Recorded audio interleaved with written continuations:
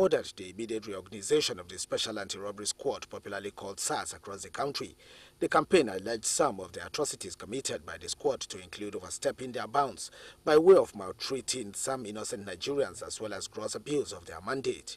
Although the IGP in a statement says the squad has been doing very well in fighting violent crimes, such as armed robbery, kidnappings and cattle rustling in the country in recent time, but due to public interest, he saw the need to reposition the Special Anti-Robbery Squad for more efficiency and effective service delivery to all Nigerians. Furthermore, there was the need to ensure that the squad operates based on international core value of policing with integrity and making sure that the rule of law prevails in their operations and activities. The situation, however, took a dramatic turn this Monday as coalition of civil society organizations mobilized Nigerians to protest for and against the Special Anti-Robbery Squad, SARS, of the police in some cities across the country. The protesters in Oka, Anambra State believe that stopping the operatives will amount to taking the state back to the harrowing days of incessant armed robbery and kidnapping. But in Port Harcourt, there were divergent views. While some were in support of reorganizing SARS, others maintained that their operation should discontinue. In all of this controversy, the questions many are asking is there any need scrapping SARS, or should it rather be reformed? And how can the issue be resolved? Join us for answers on Good Morning Nigeria. You are watching. In the studios, one of them, of course, is a regular face and indeed an official of the police, Nigeria Police Force. But first, let's welcome the Publicity Secretary of a group that has as his name hashtag Our Mumu Don't Do. Now, for those who do not understand Pidgin, I'm sure that Adebayo Raphael, who is Public Secretary, will explain what Our Mumu Don't Do means. Adebayo Raphael, pleasure to have you join us. It's great to be here. Thank you. Okay. Thank you. And we also have with us the first Public Relations Officer. That's for the Nigeria Police, CSP Jimoh. Once again, our pleasure to have you with us on the program. Thank you so much. Good morning, Nigerians. Okay, now let's begin with Adebayo Raphael. Our Mumu Don't Do, of course, which means enough of foolishness, you know, or stupidity. But that's you know, from time to time you take on issues. Now, SARS has become your latest target of assault with regard to Our Mumu Don't Do. What's your grouse?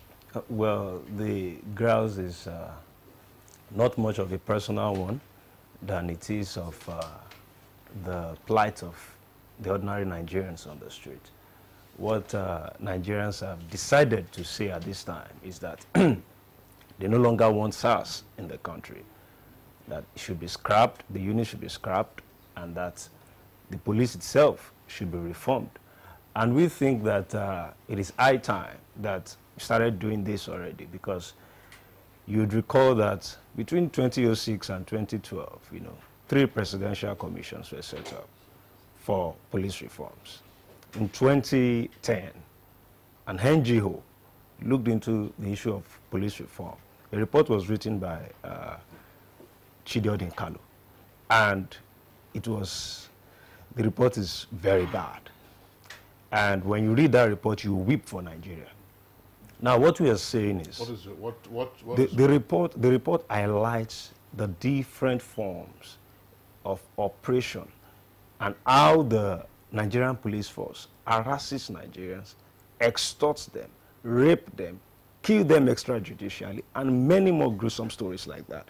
And then the report went ahead to suggest different mechanisms and ways that these things can be stopped. But to date, the 3 presidential commissions and even that report, the content has not been considered yet, which means something is wrong somewhere. And at this time, the Nigerian people have decided that we want to be at the forefront of this fight for our own liberation. We no longer want to live in a country where we are too scared to walk around. We no longer want to live in a country where those who are supposed to protect us are extorting and killing us. And the narrative is that simple.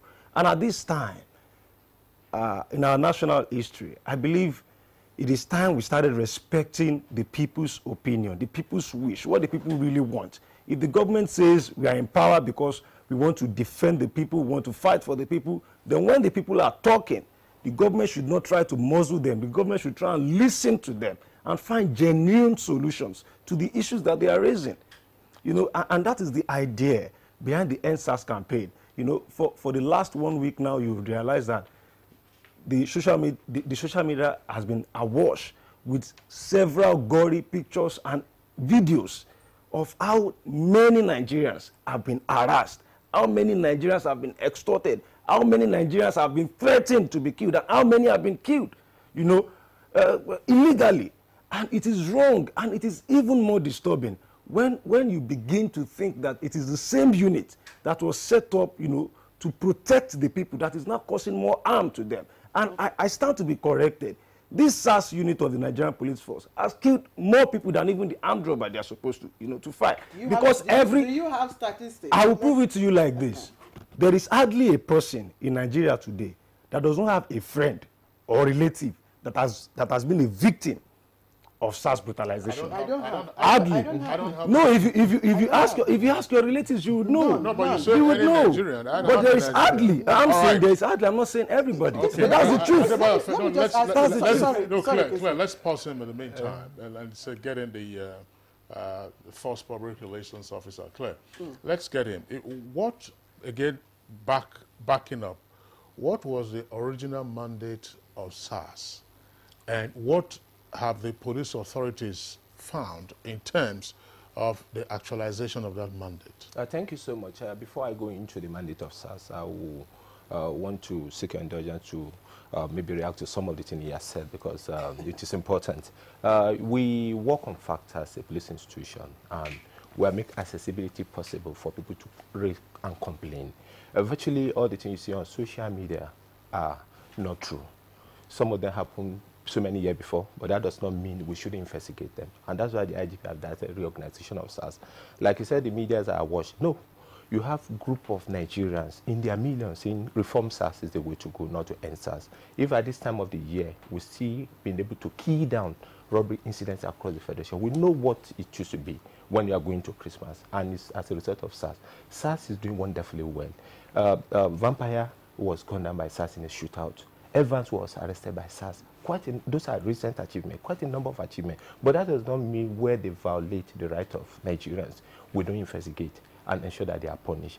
And in addition, SARS mandate stems from the fact that when robbers, if you see victim like he's talking, we appreciate the people behind the End SARS campaign, because they are like a mirror, say, adjust your dressing. And the Inspector General have promptly done so by directing a total reorganization of SARS. SARS will be unified under the Force Headquarters with a commissioner of police there, so that you don't have proliferation of people that come out as SARS personnel and they are not SARS personnel in the state.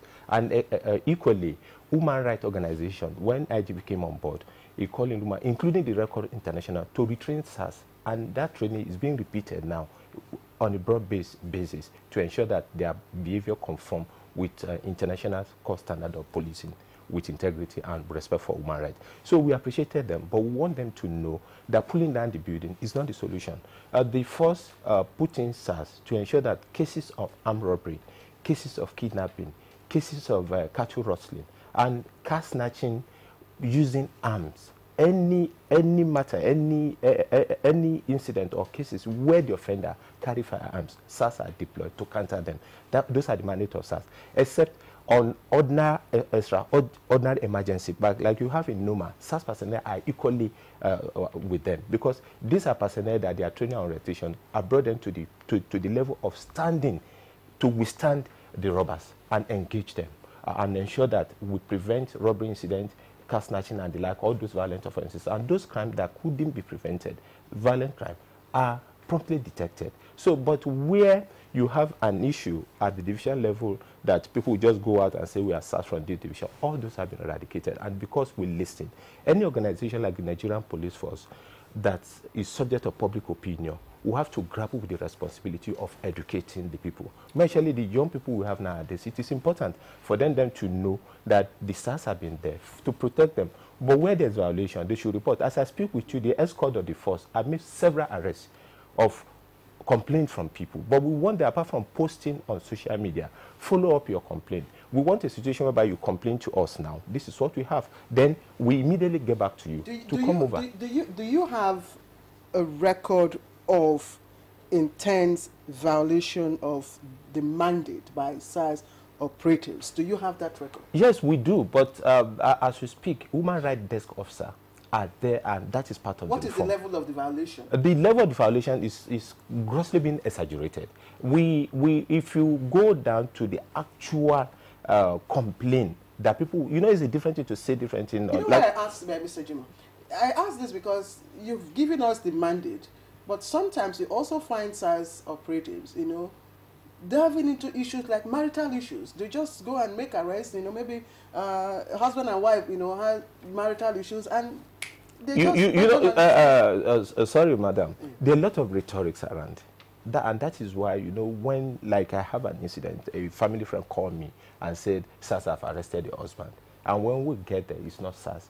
It's divisional personnel that arrested him. So there are a lot of rhetorics, and people will say SARS, because when you wear black shoe, you wear black trouser, and you put something over, you become a SARS personnel. It is not so, and that is why it's being unified. But I'll give you an instance. I spoke with the former CP of Kwara State yesterday, and he was telling me there's an incident when he was there, and it was investigated, and all of them were dismissed. And equally, if you go to our website, you go to Twitter, and you see a lot of cases that we have investigated and they have dismissed. Even our public complaint rapid response unit post online about 5 officers that are recently dismissed from service. Okay. So we keep tap on them. But what we are doing is that, what we are saying is that they should join us in the reform. Okay, join us in the reform so that we'll make it better. Let me pause you and get back to Raphael.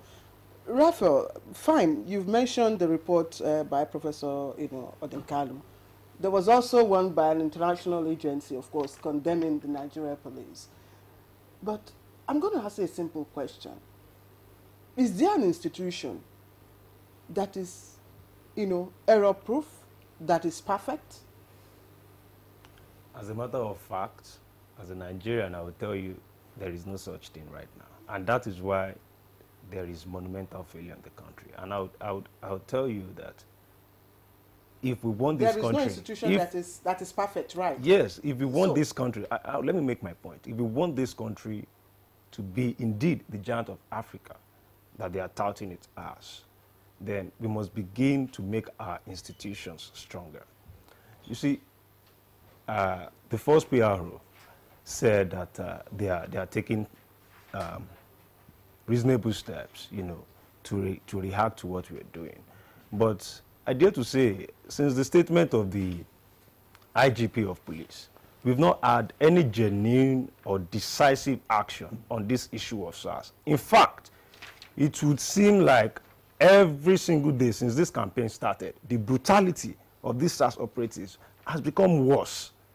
And, we need to also understand that if something is not genuine, it is impossible for this end-SARS campaign only on Twitter to have millions of tweets already, millions of tweets.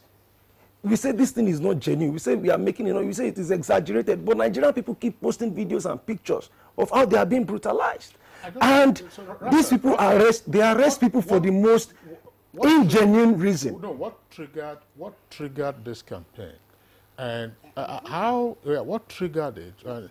How do you respond also to allegations that perhaps all of this may have been fired off by alleged criminal elements who are hiding under the desire to do some public good? You see, I'll start with the second question. In this country, I think we've gotten to a point where we must begin to embrace honesty over dishonesty. One thing we've always done in this country, whenever there is a crucial national debate, is to water down the effect of that debate by attacking the person who is raising that national issue, or attacking the people who are raising that issue.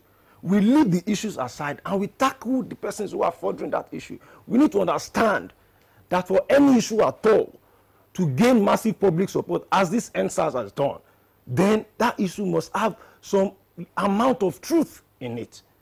We also need to understand that Nigerians, at this point in time, are calling for a government that is responsive to their plight. I was trying to say earlier, the reasons why SARS arrest people is the most trivial and and, you know, disgusting ever. You know, they say you look good, they arrest you. You have an iPhone, it is a crime. You have a laptop, it is a crime.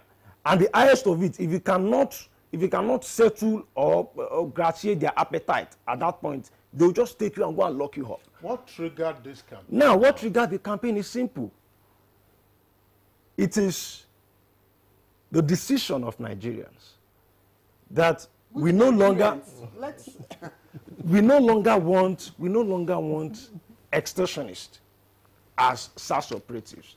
We no longer want people who treat Nigerians with disdain as SARS operatives. Now, the Nigerian police force said we should report cases of SARS harassment. And these people you are trying to report, they don't even have any form of identification whatsoever. If you see a SARS operative on the road right now, he's wearing a black top, you know, he's holding a gun, but you cannot find a name on his chest. You cannot find an ID card on him, but all he tells you is he's a SARS operative. No, now, how are we even sure that the armed robbers they are trying to fight? I don't know why people are the armed robbers reform, not scrapping. You see, let us understand something. That at this point in time, what Nigerians are asking for is not reform. What Nigerians are asking for is for SARS to be scrapped and for the police force itself to be reformed. Now, the police force can be reformed while the SARS unit is scrapped. Because today, the SARS is an instrument of trepidation for the Nigerian people. Right, and they can no longer bear with it. Raphael, once again, pause mode for you. Let's bring in CSP Jimoh, First Public Relations Officer. You talked about the mandate of SARS. And you know, Raphael, and indeed for some other viewers, you know, who, if you've monitored the level of criminality, particularly armed robbery in this country, Oyenusi was there in the 70s, Anini was there in the mid-80s, and then on and on. Then you also had, at some point in Lagos, you had Shino Rambo, and so on and so forth. But where is SARS located? Because if that's why I talked about the mandate and evaluation of the mandate, actualization of the mandate of SARS. Where is SARS located? Is it at the police headquarters? Is it in the DPO? Because over the years, we have also, of course, read and heard reports of Nigerians who, when they are under attack, under siege by robbers, they put a call through, and I'm sure you're familiar with this regular complaint, oh, we have no fuel in our vehicle, or the police will arrive an hour or more after the robbers will have operated and departed. Where was SARS all along, and why suddenly, you know, you are having this kind of protest? Is the protest without basis? Thank you so much. First of all, Nigerians are supposed to ask questions, but like he is saying, they are not the only people on the social media. The support SARS groups are there. The reform SARS group are equally there, and they are trending. Anybody can confirm this. But what we are saying is that we are not against them. They are patriotic Nigerians. They are expressing their view. But they should join us in reforming SARS. That's the best way to go. If you go through Oyenusi in the 70s, like you said, you go through Anini second, you saw Shina Rambo, you talk of Latest of Vampire and the others. These are dead devil robbers, vicious robbers, and they start killing people. If they join us in the reform, it will be better for all of us, because how many brigades has the NSAS campaign to protect Nigerians? None. And that is why, in ensuring that Nigerian police behave, or the personnel behave properly, they should be patriotic in joining us to ensure that this is done. Because if you end SARS today, robbers will take over. Let me give you an instance. If you see the massive turnout of people in Rivers and in Anambra, and those are places before SARS that you cannot hold your phone and talk on the street. How many NSAS campaign? The person that started the NSAS campaign is not even in Nigerian. His family is not here. He doesn't know what Nigerians are passing through. So, but we are saying is a Nigerian is entitled to move in people and start up. And we, like I said, we are not investigating him as a person. But if anything comes up, we must investigate the source of it and be able to use that as a basis to form our action plan. Action plan have been set out, because if you have a problem on your hand, you must have action plan, either mid-term, short-term, or long-term, to be able to address all those issues. And that is why we are saying Nigeria should give us a chance. As we are speaking, across the country, people have come out and said, no, don't end SARS. We know there are excesses, but curb these excesses. And that is what we are going to. We are curbing the excesses of SARS. SARS is located, as we speak, at the first headquarters. That is where the Commissioner of Police is. Part of the reform is to take SARS from the first criminal intelligence and investigation department to department of operation to be in line with the police mobile force, the counter-terrorism unit, and the SPU,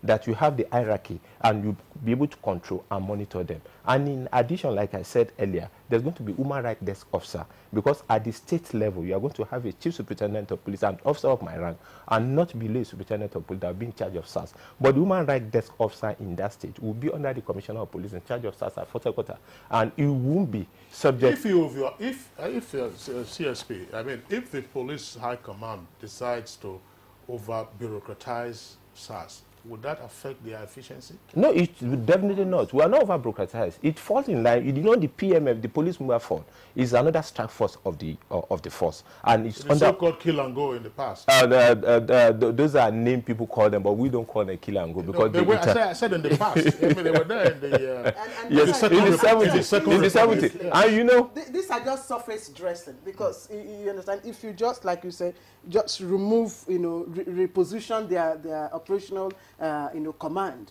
it doesn't take away the no, it does. Bad, it does because yes, it does, because you can monitor.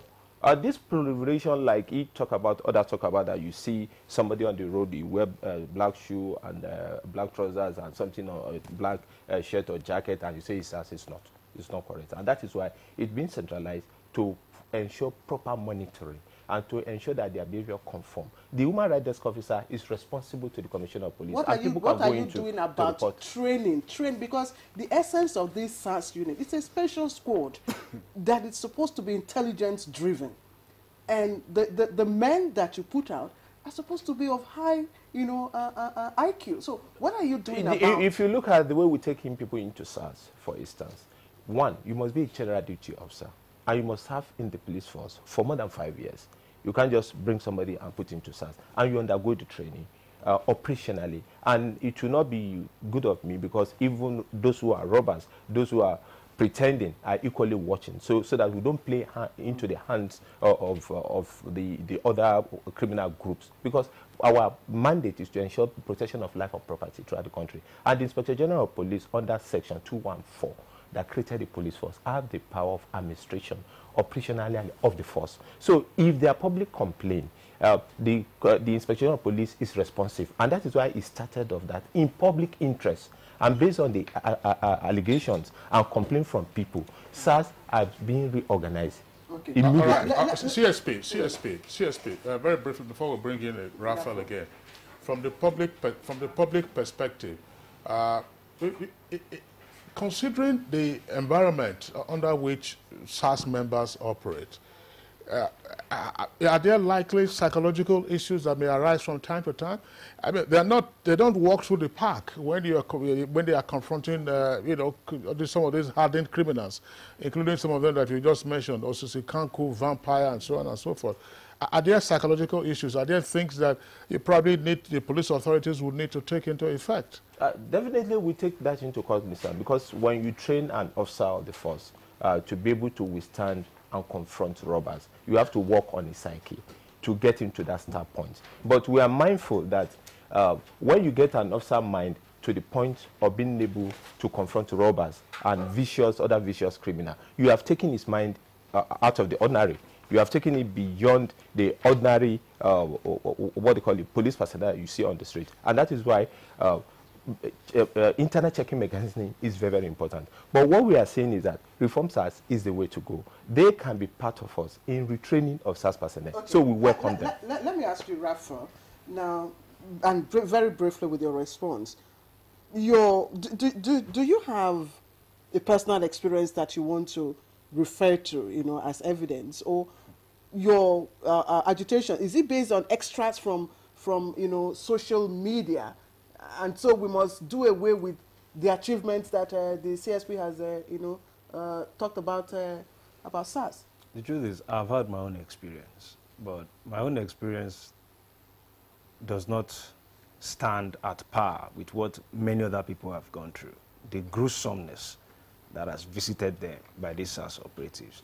But one point I want to make is that, you see, to an average Nigerian like me, and to many out there, the police is fast becoming, you know, an instrument of government that has absolute disregard for human rights.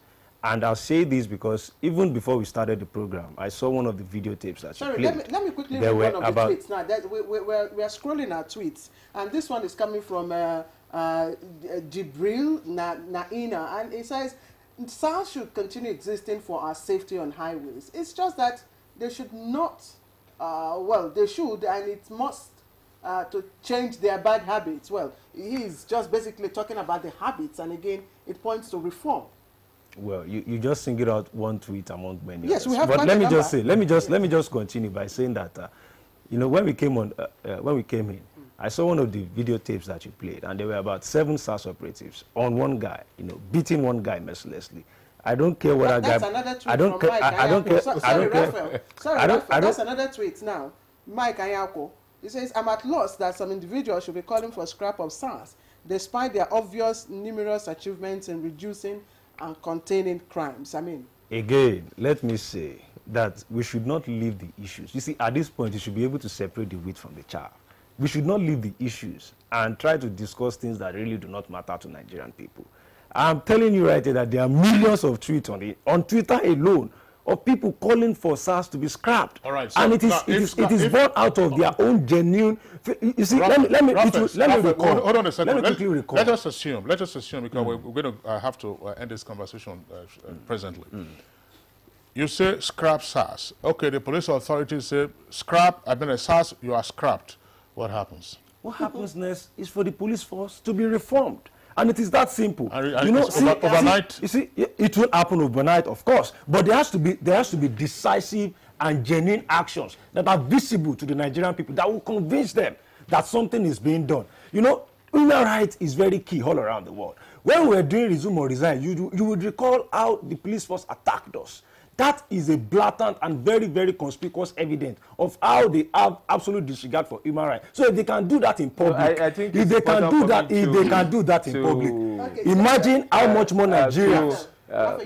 You've made your point. Thank you. CSP, let me just, Kingsley, sorry, let me just read one tweet that is in your favor, and this is from Francis Ubi. He says, SARS has outlived their usefulness by standing on roads and extorting money from motorists. Is it the purpose for establishing it? That's a tweet coming from Francis, and there's of course there are others.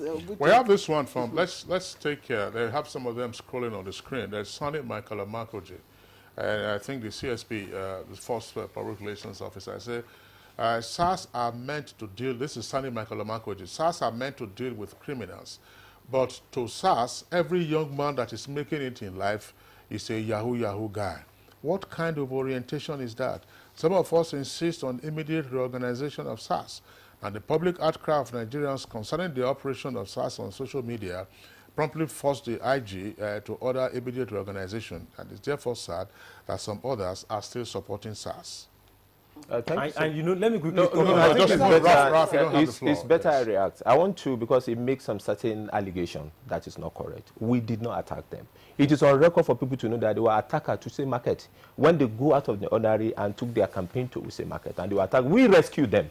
We rescued Adeyanju. We rescued Charlie Boy. If not, they would have been late by now. And instead of them to turn around to appreciate the effort of the force in rescuing their property, their vehicles were damaged. It was the police that rose to the occasion. If not, it would have been a sorry story. And in addition, they should join us, the reformers. Force Public Relations Officer, gentlemen, would like to thank you. And this is one sign-off from Omogbola Babs. He said scrapping SARS is not a lasting solution. Rather, we should revamp the entire Nigeria police force. Or is cutting off the head an antidote to migraine? All right, so that does it. We thank Public Secretary of our Momo Dondu, as well as Force Public Relations Officer, CSP Jimoh. Gentlemen, thank you for being with us on the program today. Let's go over now to the Weather Center to check out the weather prospects for the rest of today.